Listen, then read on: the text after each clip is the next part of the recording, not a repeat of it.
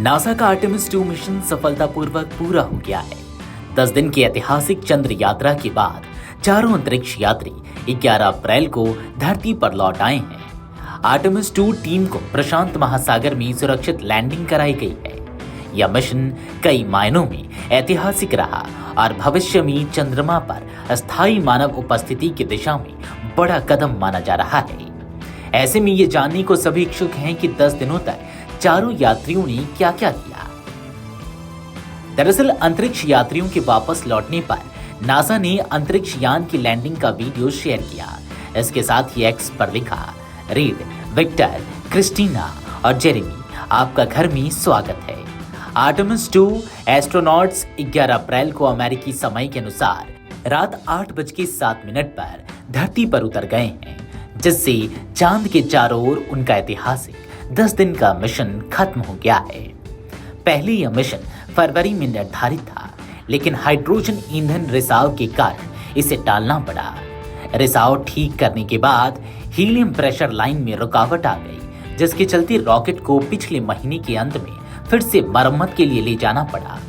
करीब 1.5 सप्ताह पहले रॉकेट को दोबारा प्रक्षेपण स्थल पर लाया गया, जबकि अमेरिकी कनाडाई दल शुक्रवार को यहां पहुंच चुका है।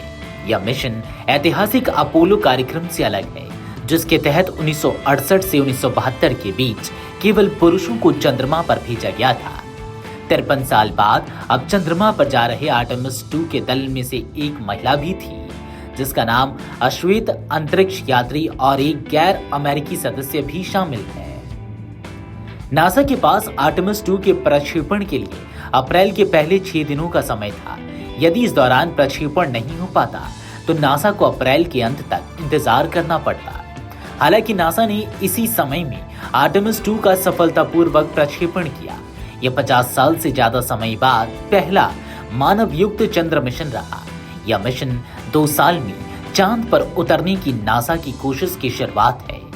अमेरिका के 3 और कनाडा के 1 अंतरिक्ष यात्री को लेकर 32 मंजिला रॉकेट नासा के कैनेडी स्पेस सेंटर से रवाना हुआ था, जहां इस नए युग की शुरुआत देखने के लिए 10,000 के करीब लोग एकत्र हुए थे।